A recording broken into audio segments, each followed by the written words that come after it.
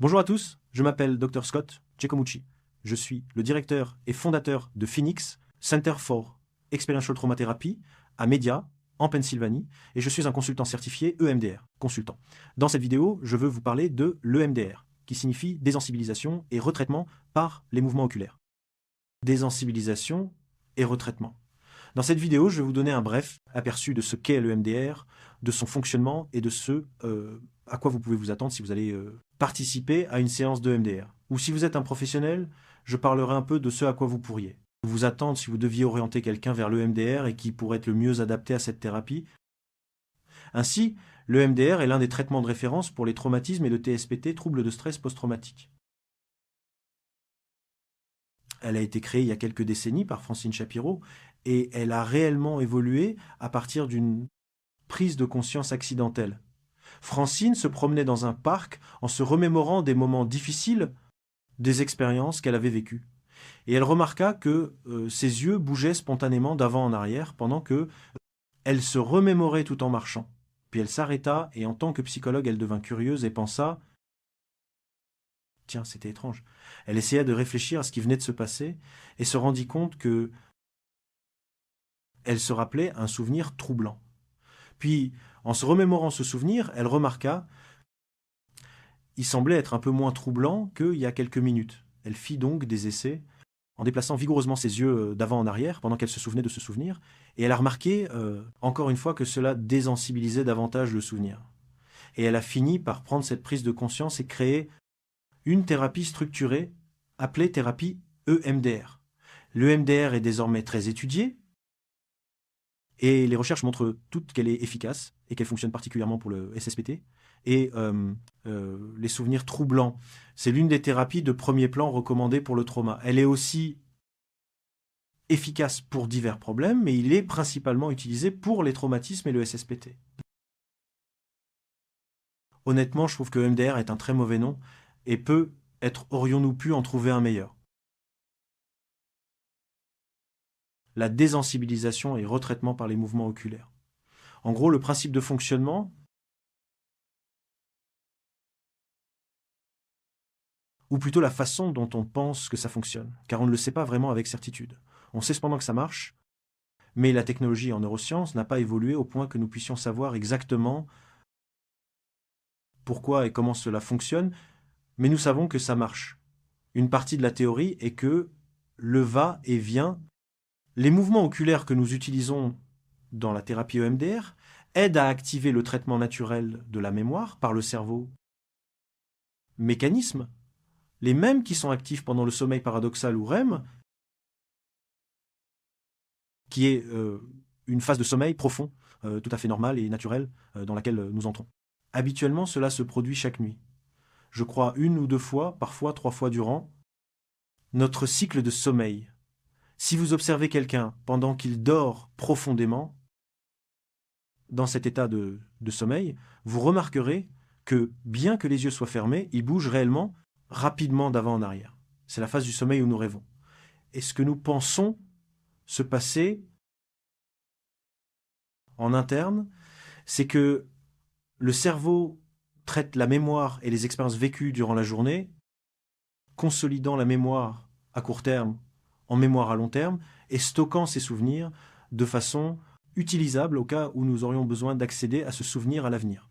Nous pensons donc qu'avec des mouvements aller-retour, des mouvements oculaires que nous utilisons en EMDR, nous pouvons exploiter la capacité du cerveau à traiter la mémoire. Et ce qui se passe avec les souvenirs traumatiques, c'est qu'ils submergent le cerveau et le système nerveux dans leur capacité à comprendre cela et à traiter toutes les informations sensorielles, émotionnelles et visuelles liées au souvenir. Ainsi, le souvenir traumatique est stocké d'une manière qui anormale, que ce n'est pas entièrement traité ou consolidé, et qu'à chaque fois qu'il y a un moment présent, un rappel, un stimulus ou un déclencheur qui se rapporte ou s'associe à ce souvenir traumatique non traité, qui l'active dans l'instant présent sous forme de flashback ou peu, aide de cauchemar pendant que nous dormons, ou des images perturbantes, ou des sensations dans notre corps, ou d'autres émotions ou croyances négatives à son sujet.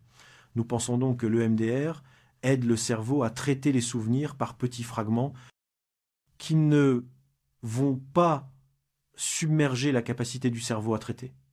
En EMDR, au lieu de demander au client de se souvenir de toute la mémoire d'un coup, nous la prenons par courte période, peut être de 10 à 30 secondes, 1 minute ou 2 au maximum, où nous demandons au client de se concentrer sur un aspect du souvenir et simplement remarquer ce qu'il ressent.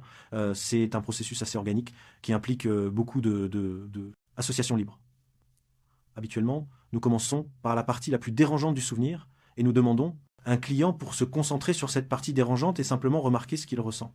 Il n'y a vraiment pas de règles erronées dans les MDR.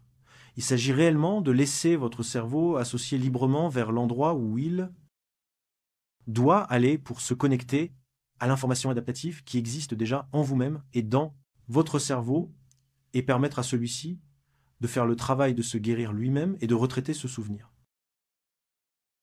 Et donc, nous faisons cela en court et simple segments, plutôt que d'essayer de refaire, retraiter ou se souvenir.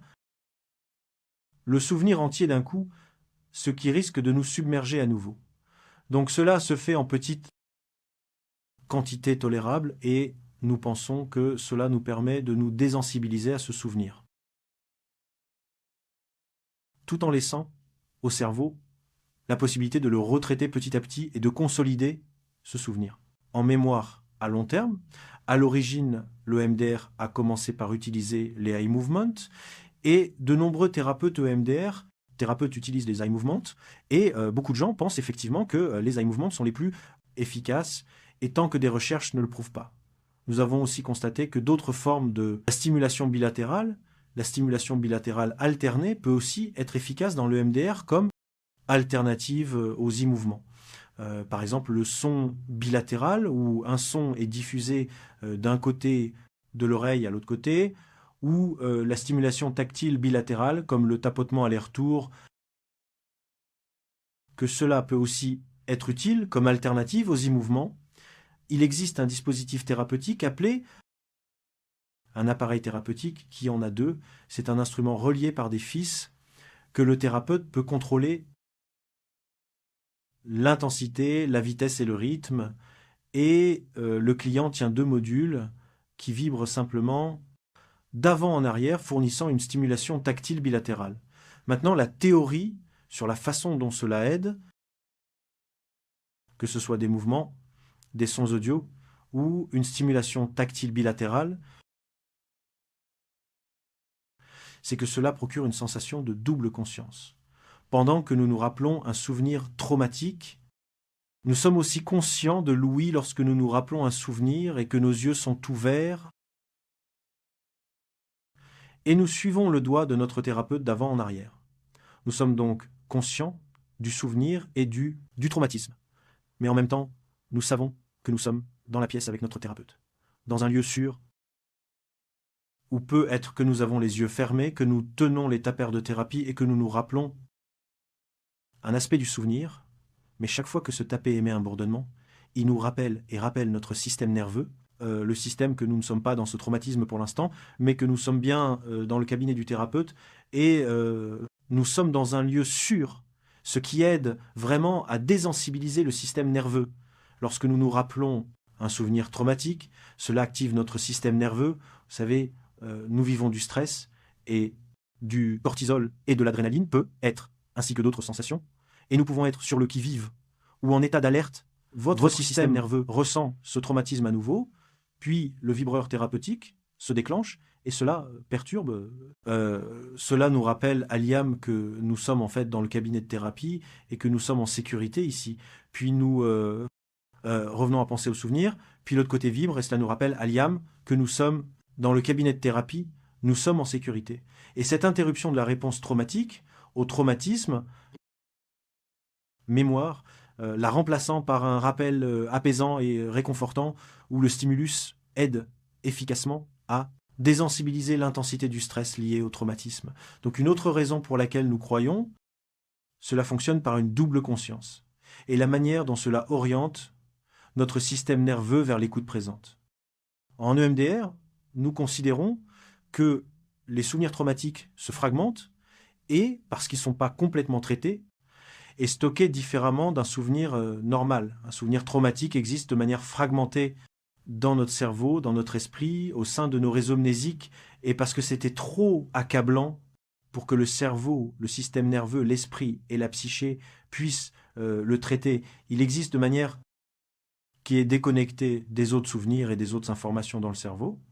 Le MDR est vraiment une théorie et une approche affirmative et humaniste dans la mesure où nous croyons que le client qui a tout en lui ce dont il a besoin pour guérir, et que c'est simplement déconnecté dans le cerveau de la mémoire traumatique, et qu'en EMDR, l'association libre dans le processus nous aide à connecter la mémoire traumatique et le contenu attaché à cette mémoire à tout le reste de bon, et des informations adaptatives dans le cerveau du client, favorisant ainsi l'intégration en favorisant la guérison et en aidant à retraiter ce souvenir. Souvent, cela ressemble à modifier la façon dont nous percevons ou nous souvenons du traumatisme, surtout lorsqu'il s'agit d'un traumatisme de l'enfance. Souvent, quand nous vivons un traumatisme durant l'enfance, nous nous en rappelons du point de vue de nous-mêmes en tant qu'enfants, et il est fréquent qu'au cours du processus EMDR, un client raconte alors, ils me diront, à la fin qu'ils le voient maintenant à travers leurs yeux d'adulte,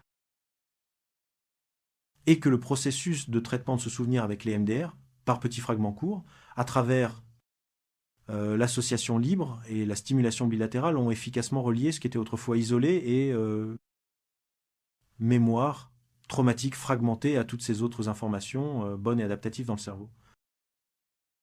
Et l'esprit du client à l'âge adulte maintenant. C'est ce que nous appelons la théorie du traitement adaptatif de l'information en EMDR. Maintenant, l'EMDR est un processus. C'est pas quelque chose dans lequel on se lance dès la première séance.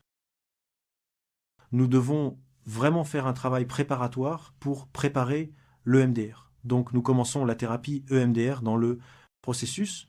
Nous commençons par établir une relation thérapeutique avec le client et nous connecter avec un sentiment de sécurité en évaluant où en est le client, ce qui se passe pour lui, d'où viennent les problèmes présentés, et en s'assurant que l'EMDR est la bonne approche.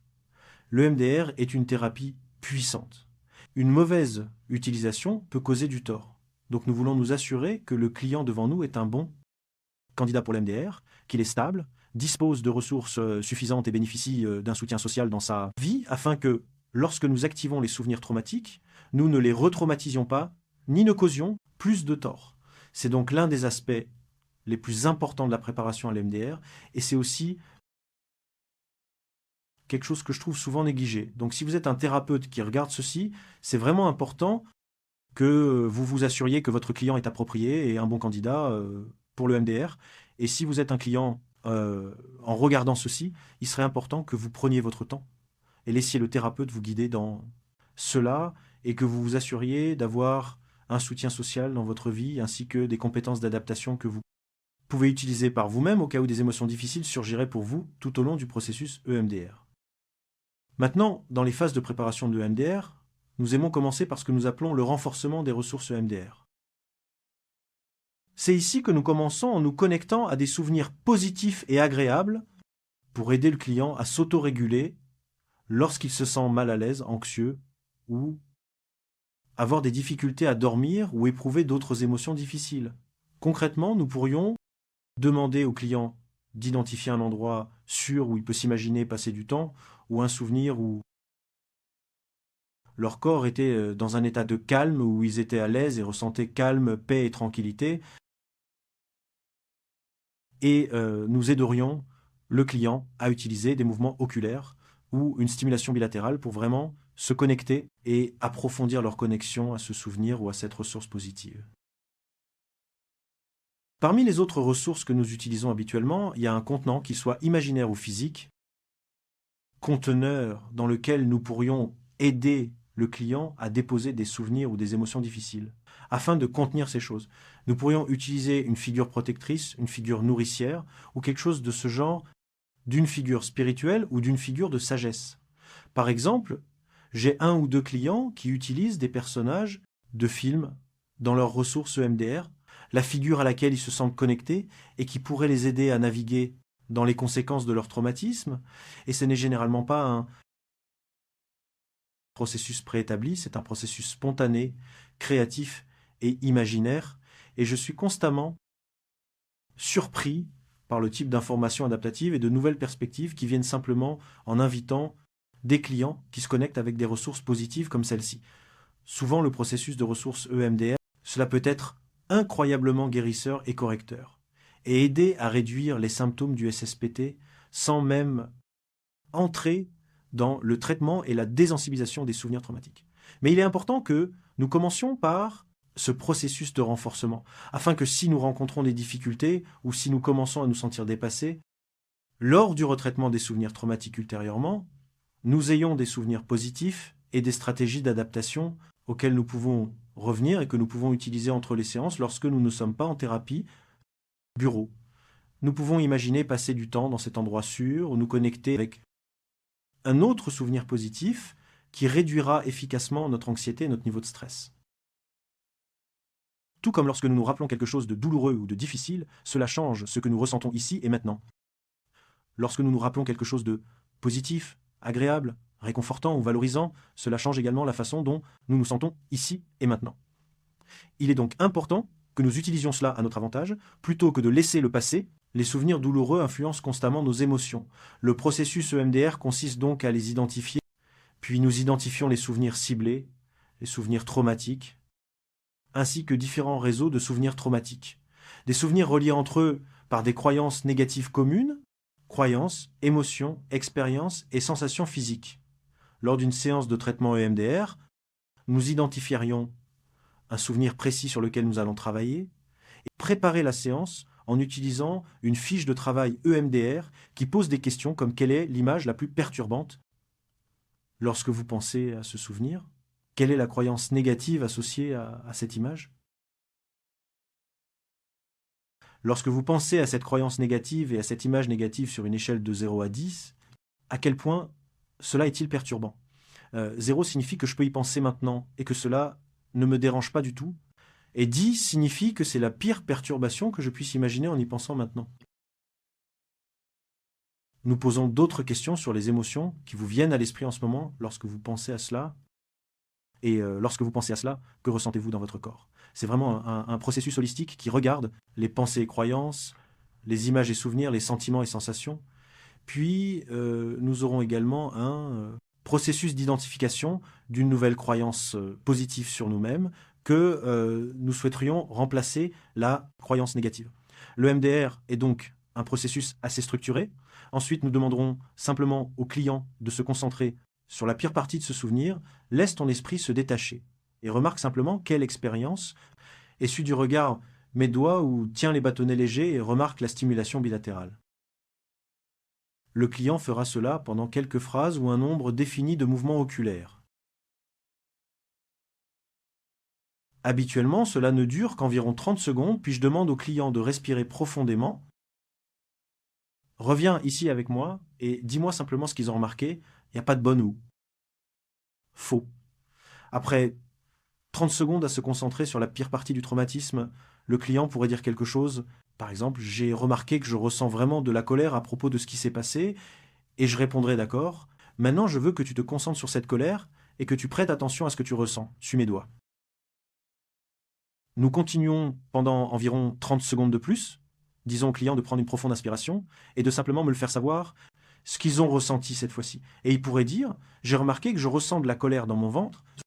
Et ils diront, très bien, tu te débrouilles bien, maintenant je veux que tu te concentres sur cette sensation dans ton estomac, suis mes doigts, et remarque simplement quelles expériences s'y associent. Il y a donc juste une série de courtes associations que nous utilisons. Encore une fois, il n'y a pas de bon ou mauvais ici pour aider le client à traiter des aspects liés aux souvenirs traumatiques par petites quantités tolérables. Si on a l'impression que nous nous écartons trop du sujet, alors je demanderai au client de revenir au point de départ. Et quand nous pensons de cette image perturbante, nous avons commencé par la pire partie de ce souvenir, quand tu y penses, n'est-ce pas? Maintenant, sur une échelle de 0 à 10, à quel point cela te paraît-il dérangeant? Et généralement, à ma surprise et à celle du client, à ma surprise, cela passe d'environ 8 sur 10 au début à 5, sur 10 après seulement 10 ou 15 minutes de la MDR, puis nous continuons. Bien, quelle est la partie la plus dérangeante du souvenir? La partie la plus dérangeante est que mon parent ne m'a pas protégé de cela. Ça se passe. Alors d'accord, maintenant concentre-toi sur cette partie, suis mes doigts, et remarque ce qu'elle a vécu. Et nous passons par une autre série d'associations. De temps en temps, nous allons revenir à ce souvenir quand tu y penses maintenant à quel point cela te dérange. Idéalement, à la fin, nous arrivons à 0, et il est en fait assez courant que nous atteignions 0 après 30 minutes ou 1 heure de traitement EMDR. Le client peut se souvenir de la pire partie du souvenir, et en ce moment, lorsqu'il s'en souvient, il ne ressent aucune perturbation. Maintenant, le EMDR ne va pas vous faire oublier le souvenir, cela va simplement changer votre relation à ce souvenir. Cela va enlever le tranchant et la perturbation associée. Quand nous atteignons un 0, alors nous revenons à cette croyance positive à propos de nous-mêmes que nous voulions substituer à la croyance négative, et nous allons intégrer cela.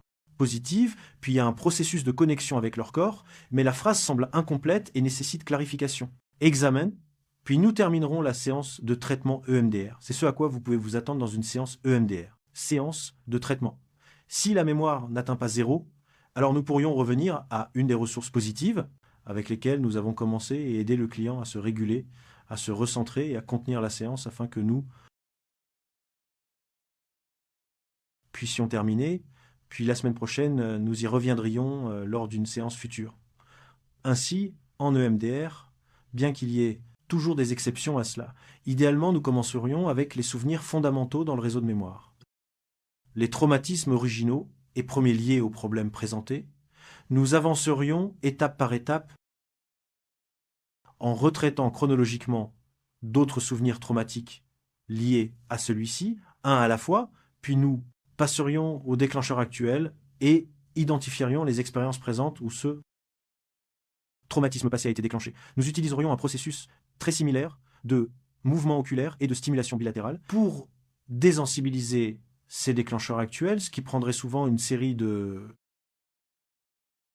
des sessions également, puis nous créerions des modèles pour l'avenir, afin que la prochaine fois que vous rencontrerez une situation dans le passé, vous déclenchez en lien avec ce traumatisme, idéalement, comment souhaiteriez-vous y répondre?